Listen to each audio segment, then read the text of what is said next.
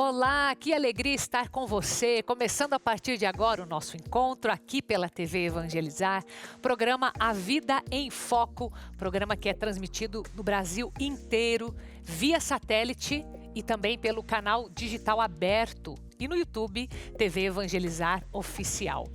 Hoje nós vamos falar sobre sonhos, que para muitos são como um combustível que nos leva para frente, que nos faz acordar, lutar, correr atrás desses sonhos e, portanto, essas aspirações devem ter um preço. Será que eu posso dizer isso?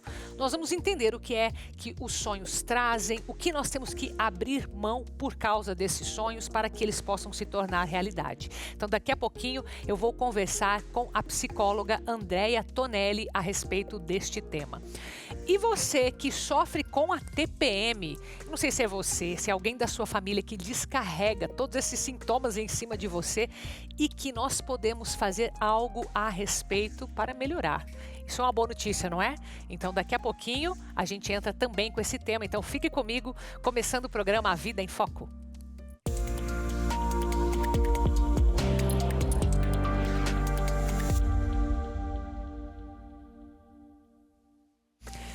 Você tem sonhos? E o que você faz para que eles se realizem?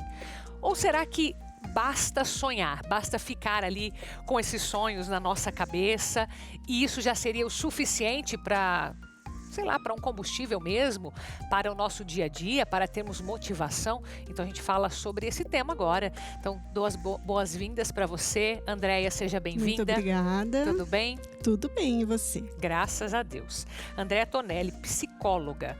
A gente trata bastante dos sonhos, não sonhos que a gente tem dormindo, porque eu sei que também é um tema da psicologia, né? Sim. Mas nesse sentido de aspirações. O que a gente precisa ter em mente, Andrea, para... Não, antes deixa eu entender. Eu ia fazer uma pergunta, mas eu quero entender o que vem antes. É importante nós termos sonhos? Claro, os sonhos são o que nos dão direcionamento, propósito. Então que não dá nos para dizer que vivemos impulsionam. sem sonhos, não é possível isso. É possível, mas fica uma vida mais vazia, mais sem sentido, né? Uhum. Sonhar não significa que a pessoa esteja insatisfeita. Não, Tá. não. É muito importante que a pessoa tenha metas, tenha objetivos, mas essa é uma grande diferença, né? Se você pensar só em sonho, assim como algo muito distante, dependendo do tipo do sonho, mas é importante que seja uma meta, que você saiba onde que você quer chegar. Tá. Então, deixa eu tentar trazer para uma prática maior, né? Sim. O que a gente sonha no dia a dia? Isso tem que ser possível de ser realizado. Isso tem que estar, de alguma forma, na palma das nossas mãos. Sim, a gente não pode ter sonhos muito subjetivos, né? Na psicologia a gente fala em metas SMART até, que são sonhos que sejam específicos, você precisa definir isso, né? Os objetivos ou os sonhos, que às vezes podem ser vistos como sinônimos, né? Ah, tá. Podem ser vistos. Sim. Então ele tem que ser palpável, tem que ser isso? palpável, tem que ser específico, você tem que saber o que é, tem que ser mensurável, né? Você tem que ser realista também, porque dependendo do sonho, você sabe que não é possível de ser realizado, né? Entendi. Tá, e como que a gente sabe, então, se esse sonho está sendo um combustível, ou seja, se de fato eu estou trilhando um caminho que me leve até ele, ou se ele está me afastando de uma realidade, que acredito que também seja possível acontecer, né? É preciso se questionar, né? Como eu falei, se esse sonho ele é realizável, se ele é possível de ser realizado, ou se ele é alguma coisa muito difícil. E também envolve ação, né?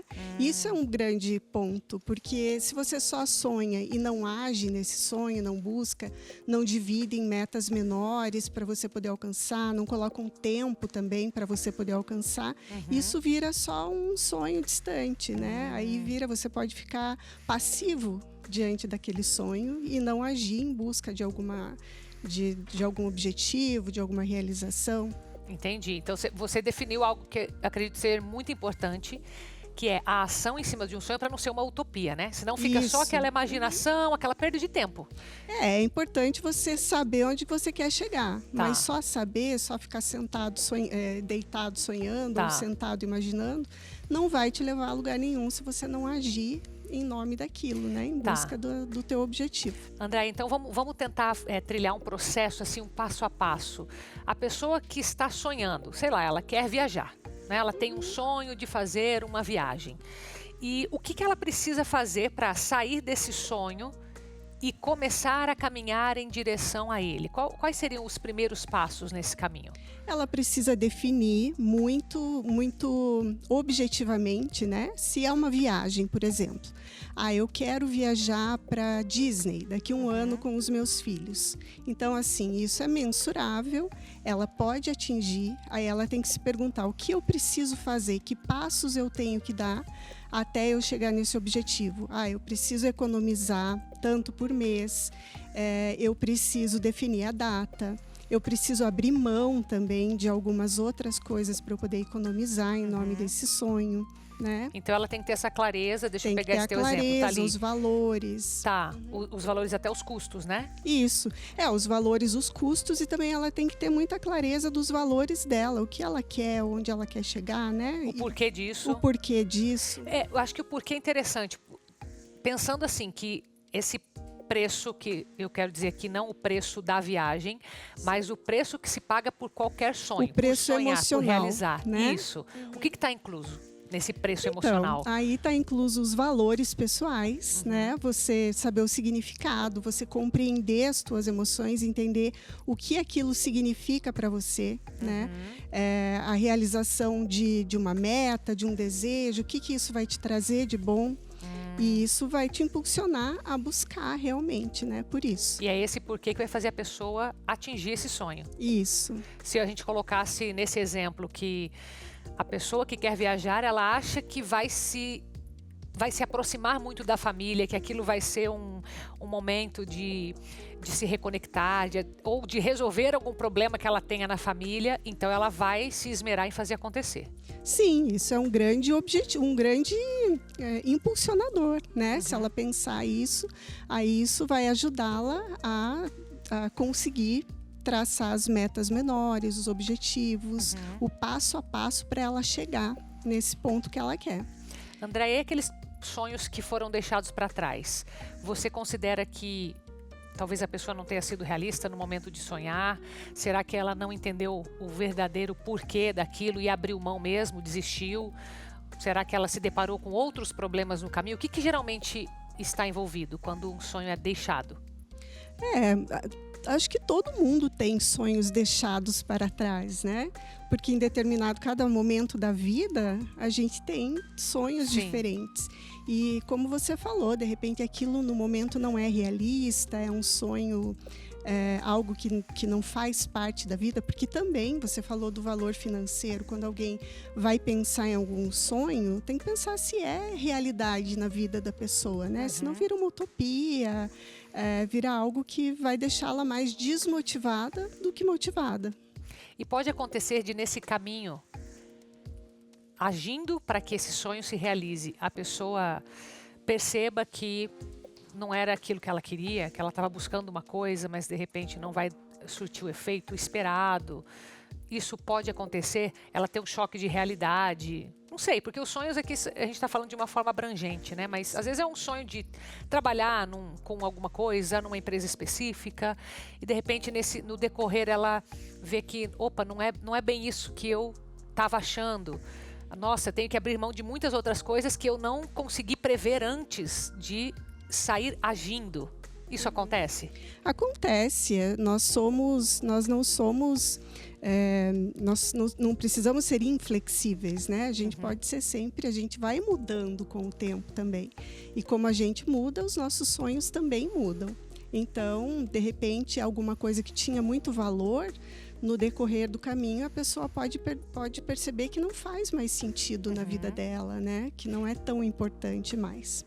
E você considera que é importante que a pessoa realize pelo menos um sonho dela? Sim, é importante. Ou mais que a pessoa, de um, né? Mas é o que eu quero dizer, que às vezes as pessoas abrem mão E quando vê, não realizou nada. Fez um monte de coisa, começou um monte de coisa e parou. Por isso que é importante o autoconhecimento, né? A pessoa precisa se conhecer para ela saber com o que ela está sonhando. Isso faz sentido. Eu acho que é importante todo mundo ter metas na vida, né? Porque sem metas a vida fica vazia, você pode se tornar apático, isso pode até causar ansiedade, depressão, né? Então as metas são importantes. É importante que todo mundo desenhe metas na sua vida, né? E a realização dos sonhos tem que depender exclusivamente da pessoa? Depende muito da pessoa, né? Mas não 100%, nem 100%. sempre. E isso também é importante ter consciência, porque às vezes a pessoa acredita também que ela fala assim, basta acreditar, basta eu ter força de vontade. E não é bem assim. E não é bem assim, né? Porque depende, se ela está sonhando algo ou tem alguma meta que depende de outras pessoas, de outros fatores, então aí ela tem que também ter consciência disso, de até onde ela pode agir em direção à meta dela, o que depende dela, e aceitar também o que não pode ser modificado, né? E tem algum caso que você se lembre de que a pessoa se frustrou muito por causa de um sonho? Bom, eu trabalho com obesidade, né? Ou seja, as pessoas têm muitos sonhos Eu trabalho com tratamento de obesidade, então cada vez que eu vou atender um paciente, a gente trabalha muito no início com isso, com a expectativa de perda de peso e com a realidade, porque nem sempre a expectativa que a pessoa tem com a perda de peso, com o formato corporal, pode chegar no que ela acredita que ela pode alcançar. Então eu atendo, né, diariamente, eu trabalho também com pacientes bariátricos e atendo diariamente esse tipo de frustração, assim, né? Com os sonhos, com os objetivos. Mas isso a gente trabalha bastante em terapia. Você falou expectativa, isso, que acho que é uma palavra também muito importante aqui. Os sonhos, eles vão sempre, de alguma forma, superar as nossas expectativas, que eu acredito que as pessoas não sonhem pequeno, pelo menos para elas, né? Não comparando um sonho com o outro, mas para elas aquilo parece ser algo esplêndido, algo talvez inatingível em alguns momentos, ou seja, uma expectativa alta. Qual é a importância de gerenciar essa expectativa para realizar o sonho? Então, como a gente tinha falado lá no início, né, as metas elas têm que ser realistas. É importante que você chegue num ponto de equilíbrio, né? De repente, entre aquilo que é uma expectativa muito irreal, alguma coisa que você não pode alcançar, e onde que você pode chegar e o que você aceita como... O que para você você tem que chegar num ponto de equilíbrio, né? No caminho do meio. E o que está disposto também, acredito, né? Isso, quanto que está disposto a ceder, de repente, né? Em nome disso. Porque, por exemplo, a gente vê, isso é principalmente história de filmes, mas de filmes com histórias reais, de grandes sonhos que foram realizados, que quando você fala, parece ser impossível e que nem todo mundo teria a persistência até o final, nem todo mundo estaria disposto a pagar o preço daquele sonho, né? Então você acha que tem muito a ver com essa atitude frente à própria vida? Sim, né? E isso que você falou é bem interessante. Quando a gente olha um filme ou olha para alguém que está realizando um sonho, parece muito que foi de repente. De repente a pessoa chegou naquele ponto. Porque a gente só vê naquele momento, né? Porque a gente só vê naquele momento, mas existe um processo, né? Nada é de repente. A pessoa passou por um caminho longo, por várias etapas até ela conseguir chegar naquele sonho. Sim, interessante. Naquele objetivo. Ou seja, persistência é importante, né? Isso, persistência, resiliência, consistência. Sim. Muito bem. Andréia, muito obrigada por ter vindo aqui hoje nos ajudar com os sonhos. Sempre bem-vinda. Obrigada. Obrigada a você. A gente sai para um intervalo para, na volta, falarmos sobre como enfrentar a TPM. Não importa se é com você, se é com alguém da sua família, pode ter certeza que vai te ajudar. Então a gente sai com as imagens da cidade de Brasília, que durante a sua construção, o Papa João XXIII mandou uma mensagem transmitida para todo o país, desejando boa sorte ao Brasil e aos moradores de Brasília. Você acompanha pelo canal A Cabo 414 ou pelo aplicativo da TV Evangelizar. Já eu volto.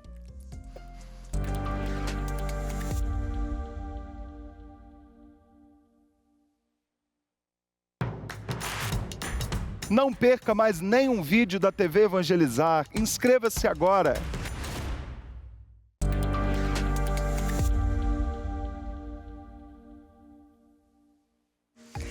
E voltando desta conversa sobre sonhos, eu fiquei pensando o quão importante é que a gente aprenda a perdoar na nossa vida para, inclusive, realizar os nossos sonhos. E nós escutamos no programa Experiência de Deus um testemunho maravilhoso a respeito do perdão. E eu quero convidar você a prestar bastante atenção comigo. Marta, que a paz de Jesus esteja com você, Marta. A paz de Jesus esteja com o senhor também, padre. Você fala de onde? De Campinas, padre. Campinas, São Paulo. Isso. Que delícia falar com você. Uma delícia e era muito. E você me acompanha como? Eu te acompanho pela Rádio Brasil. Ou agora estou acompanhando pela internet. Tá bom. Estou trabalhando. Mas meu abraço, Felipe Zangari, Rádio Brasil, Campinas. Saudade de visitar Campinas. Há tempo que não vou. Organiza alguma coisa aí, Felipe. Bora lá, meu filho. Vamos lá, Marta. Padre, eu queria dar meu testemunho. Vou ser bem direta pro senhor, tá bom? Pois não. Padre, há 15 anos atrás, meu marido teve um relacionamento fora do casamento. E nesse relacionamento teve um filho. Teve um filho e eu colocava a mão no fogo, a família inteira colocava a mão no fogo pelo meu marido. Meu marido foi um ex-seminarista. Meu marido, e assim a gente colocava a mão no fogo por ele, porque era uma pessoa assim que ninguém imaginava que ia fazer o que fez. No fim ele me traiu, ele teve esse menino. Hoje esse menino está com 15 anos. Ninguém aceitava. Ele ficava com esse menino no final de semana, ele fez o papel de pai dele, né? Ficava com esse menino na rua, ia pra shopping e tal, mas não ia na minha casa. Até que um dia esse menino ficou doente e ele precisou ir pra casa com ele, porque ele não poderia ficar no shopping com ele andando pra baixo pra cima com um menino com 40 graus de febre. E aí ele me ligou falando que ele ia levar, se ele podia levar o menino pra casa. Chegando em casa, eu tinha um cachorrinho, que o menino morre de medo de cachorro. O menino começou a chorar, eu peguei esse menino no colo e levei ele para dentro de casa. E esse menino me abraçou. Daqui por diante, ele começou a frequentar a minha casa. Sim. E eu pus na balança o que era melhor que ia acontecer na minha vida, porque eu não conseguia perdoar. Mas ouvindo o senhor sempre falava comigo assim: é com você mesmo que eu estou falando, filha, você tem que perdoar. Seu marido é muito bom para você. Pesa na balança o que vai ser melhor para você. E eu coloquei, padre. Hoje eu consigo perdoar. Hoje ele já tem 15 anos. Ele nos tem como família. Ele, por incrível que pareça, ele parece comigo. Meu Deus. Não sei como dizer, mas ele parece comigo. Sim. Aonde a gente vai, as pessoas falam assim: a sua mãe, sua mãe, sua mãe. Ele fala assim para minha filha: Bruna, ele está chamando a Marta de mim, que ele fala que a Marta é minha mãe. A minha filha fala: ela parece com você, ela parece mais com você do que comigo. Entendi. E aí, padre, daí por diante ele começou a frequentar em casa e hoje em dia a gente vive bem. Certo. Tem um neto que tem verdadeira paixão por ele. Certo. Sabe, padre? E daí eu costumo dizer que o senhor que foi a minha libertação. Amém. Marta, você percebe que linda a tua história, e tem que ecoar uma história dessa, porque você realmente fez um discernimento em Deus. Amém. Porque você podia carregar raiva. Que culpa aquele menino tem? Nenhuma. Do outro lado, você percebe que você ganhou um aliado, você ganhou um enteado. Você vai falar, mas não é assim não importa. Você ganhou amor. Em relação ao teu marido, eu não estou dizendo que ele fez certo, fez errado. Só que um fato aconteceu. Mas depois, o resto de tudo isso foi de remissão. Realmente, ele se redimiu. Com certeza. Que bom que você conseguiu perdoar, porque e tem a ver com o evangelho de hoje. Você poderia carregar o fardo da raiva, o fardo da traição, o fardo do desgosto, e você optou pelo fardo de Jesus, do perdão. Amém. Ô, Marta, que testemunho lindíssimo, filha. E padre, sabe o que eu costumo dizer? Eu era uma pessoa muito ruim, era uma pessoa muito amarga. E eu costumo dizer assim que eu precisava melhorar de um jeito, e que se não foi pelo amor, foi pela dor. Que Porque bênção. hoje eu sou outra pessoa. Ele fala para mim que eu mudei da água pro vinho. Louvado seja Deus, Marta. Amém. Olha- Padre, eu queria colocar minha família em oração. Por favor, agora, querida. A família Zuim e a minha sogra, que está com tumor no braço e que não sabe se ainda é benigno ou maligno. Ela está muito desesperada. Tá bom. Está bom, anotado aqui. E olha, obrigado por ter partilhado, que geralmente eu recebo cargas muito pesadas. E hoje você veio dar um testemunho positivo, proativo. E você, na sua vida, explicou com fatos o que Jesus disse no Evangelho. Parabéns, Padre. que Deus abençoe. Toca o sino para ela, sacristão. Marta de Campinas, São Paulo. Que exemplo bonito. Faça ecoar isso, viu?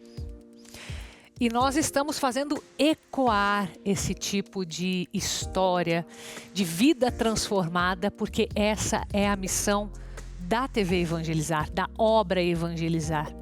Você viu nesse testemunho dado ao Padre Reginaldo Manzotti como que é importante que a pessoa de Jesus Cristo chegue até os lares, porque foi somente com a presença da pessoa de Jesus Cristo que ela conseguiu viver todo esse perdão.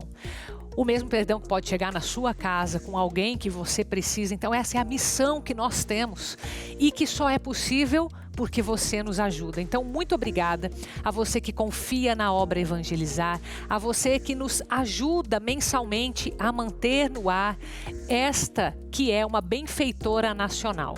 E você que me acompanha aqui todos os dias e diz, Carol, eu quero também fazer parte, eu quero ajudar que essas histórias se multipliquem. Então você pode nos ajudar por esse QR Code que aparece aí na sua tela, de forma espontânea, segura, e assim você com certeza vai também ajudar a transformar a vida das pessoas. E olha que transformação de vida acontece também quando a gente fala de saúde, e agora nós vamos falar nacionalmente com muitas pessoas, porque eu não sei se isso é bom ou ruim, mas o número de TPM é alto pra caramba. E a gente vai te ajudar com isso. Seja você que vive na pele, você mulher, ou você homem, que tem que aguentar também as mulheres da família com este tema.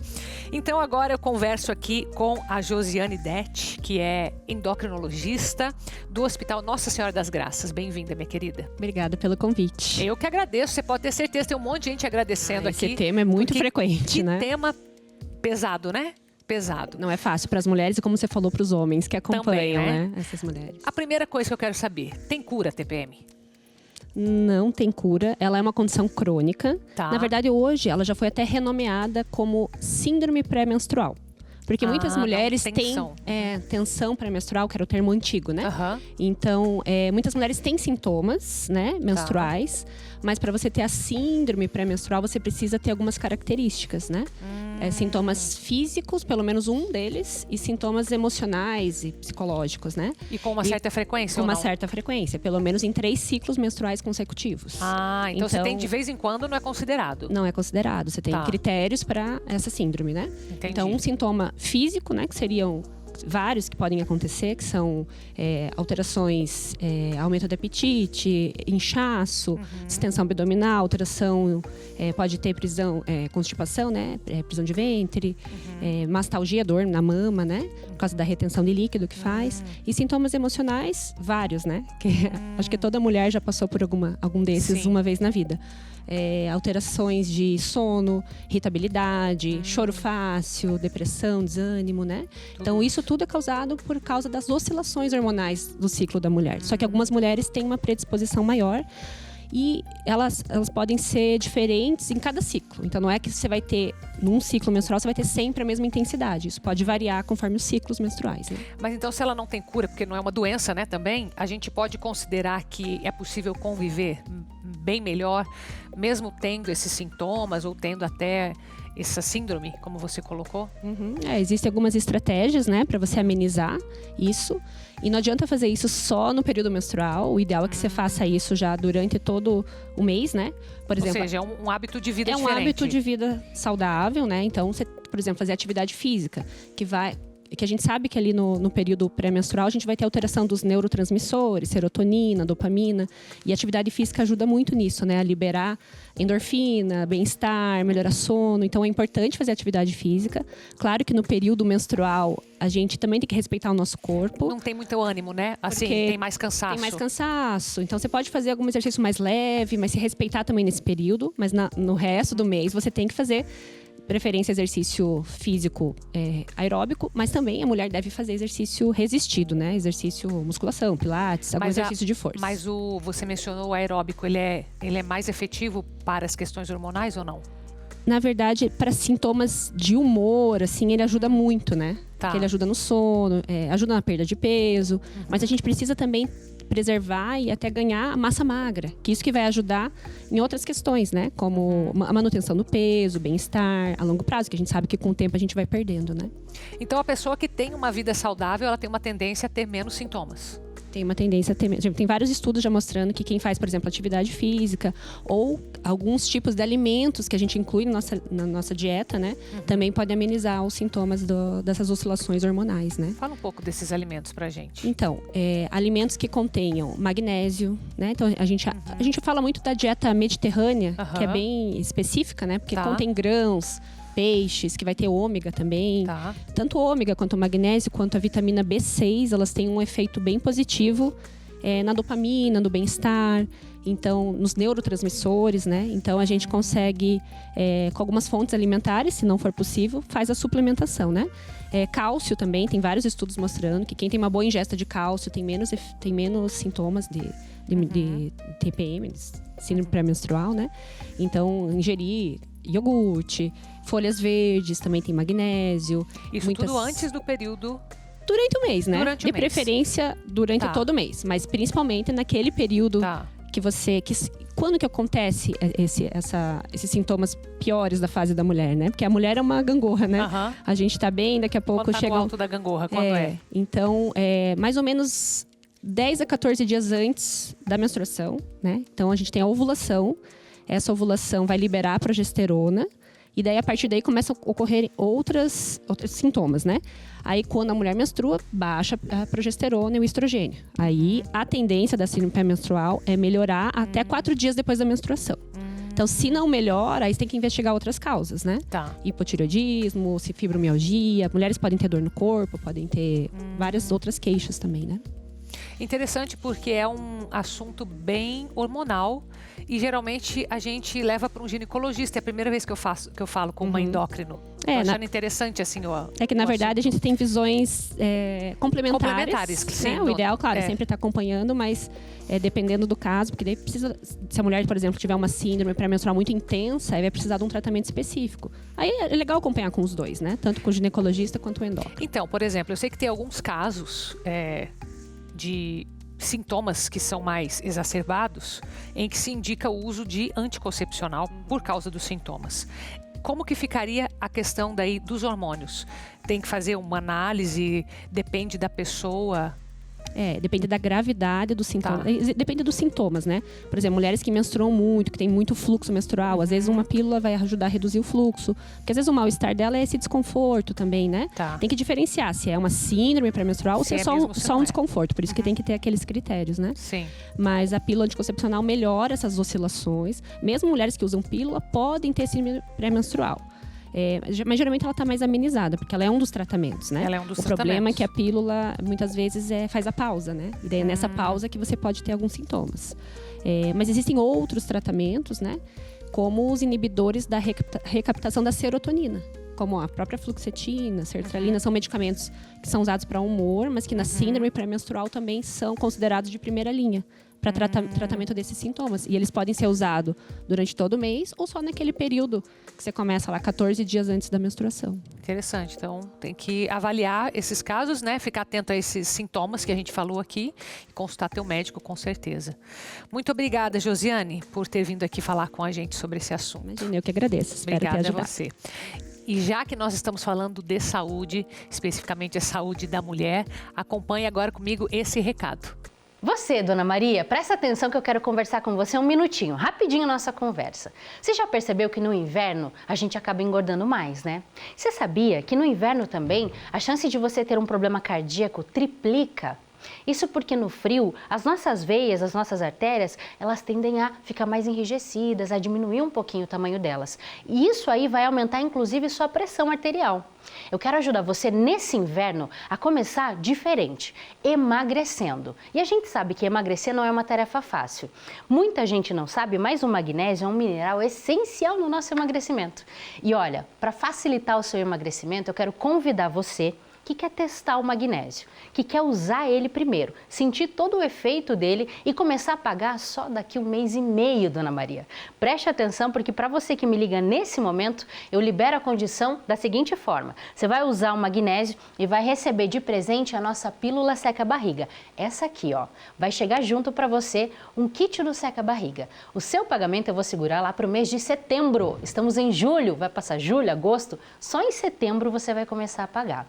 Depois de você com certeza já ter emagrecido, já ter contribuído para, por exemplo, os quadros que você sofre com hipertensão, diabetes, colesterol. Isso tudo, esse mineral é indispensável. É ele que vai trazer uma limpeza para as tuas veias e tuas artérias. Ajuda você também a relaxar as veias e artérias, promovendo uma circulação muito melhor.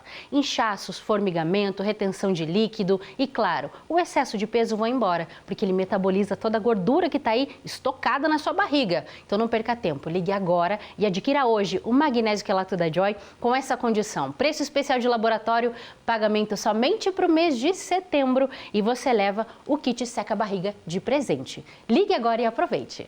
E no próximo bloco nós vamos falar sobre o uso excessivo dos celulares, que eu tenho certeza que não é teu caso, né? Mas vai que tem alguém na sua família que precisa, então você volta aqui comigo. A gente sai agora com imagens da cidade de Vitória, capital do Espírito Santo, segunda capital brasileira com a melhor qualidade de vida e a 9ª melhor cidade do Brasil para trabalhar, de acordo com pesquisas da Fundação Getúlio Vargas. Então, um abraço para você que me acompanha do aplicativo da Evangelizar aí em Vitória. Já eu volto.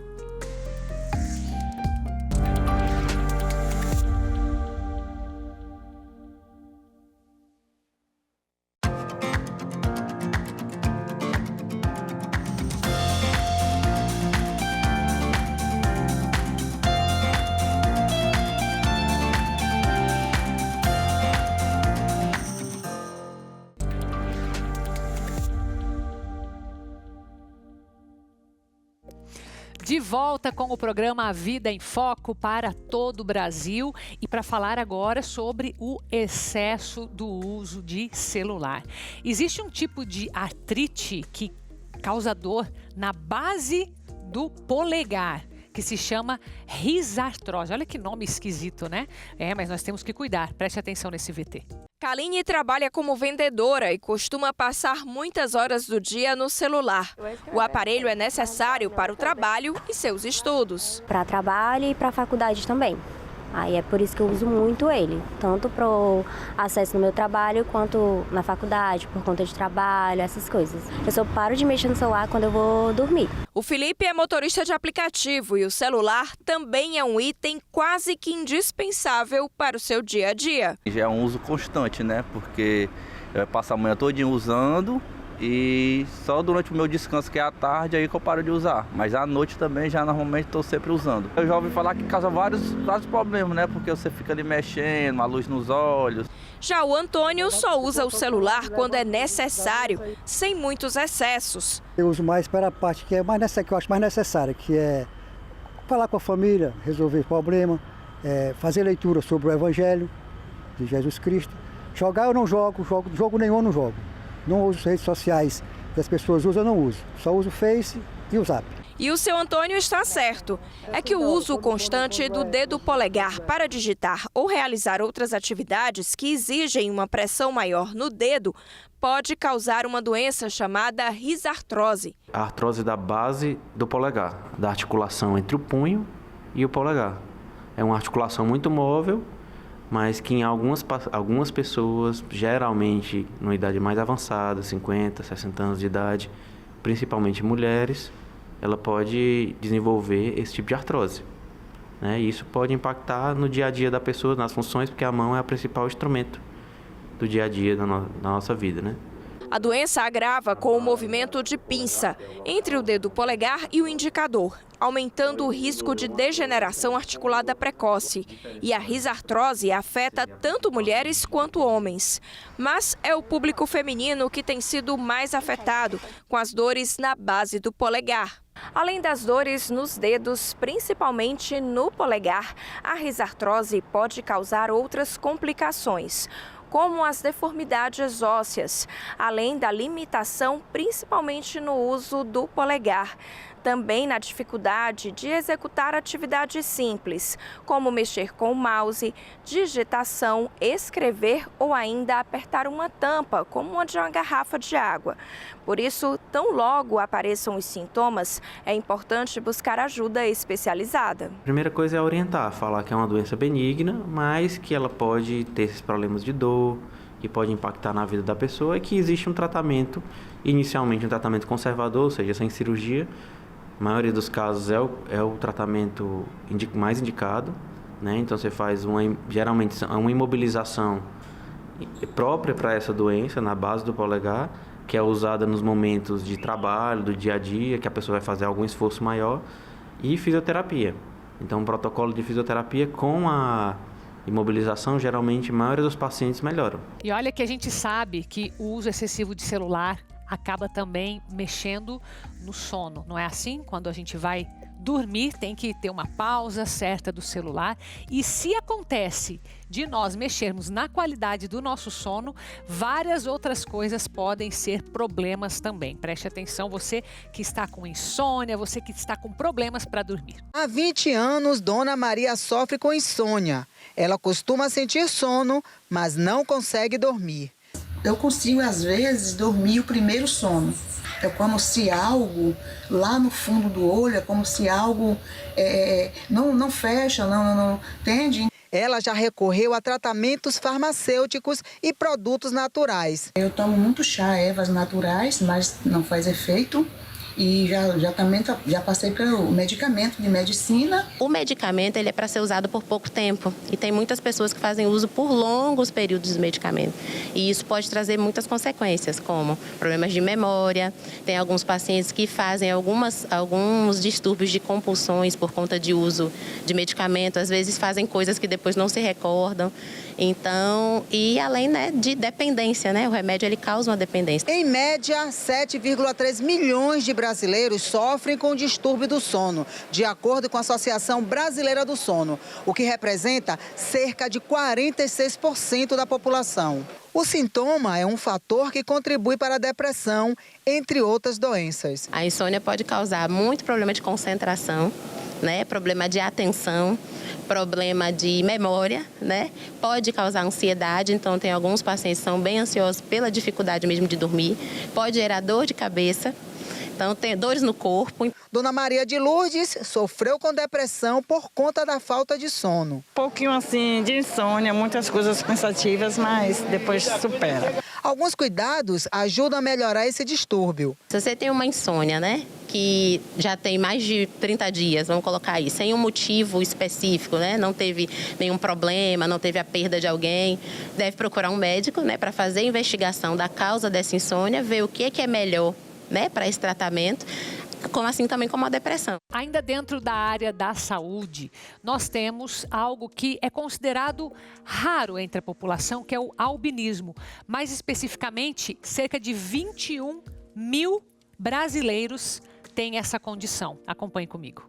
Helena tem 57 anos, possui a condição genética do albinismo. Quando criança, diz ter sofrido discriminação. Eu sofri muito a discriminação. Sofri discriminação na escola, porque principalmente quando as pessoas me perguntavam se por que eu nasci desse jeito e eu não sabia nem como responder. E às vezes a gente não tem a resposta. Mas ela foi buscar informação e autoestima. É importante que um albino, para ele vencer, ele tem que estar primeiramente ele tem que conhecer a história do outro. Quando ele conhece a história do outro, ele se identifica, aí ele diz, eu não estou sozinho.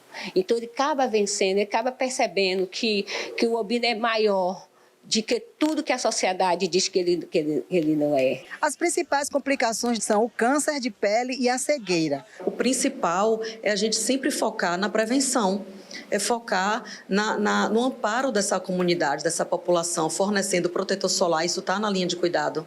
Protetor solar, uma quantidade mensal, protetor labial, fornecer óculos escuros, chapéu, camisa de proteção solar, para que essa pele possa estar protegida e que se evite a formação dessas lesões malignas que tanto estigmatizam também, né, a comunidade e o indivíduo com albinismo. Por que nós, pessoas com albinismo, não podemos vencer? Entendeu? Isso também aumentou minha autoestima, através dessas pessoas, porque a gente tem que se ver e perceber que se ele não se limita, por que você vai se limitar? E assim eu me despeço de você por hoje, mas continue na nossa programação, que é pensada para você e para a sua família. Fique aqui com a gente na TV Evangelizar e até o nosso próximo encontro.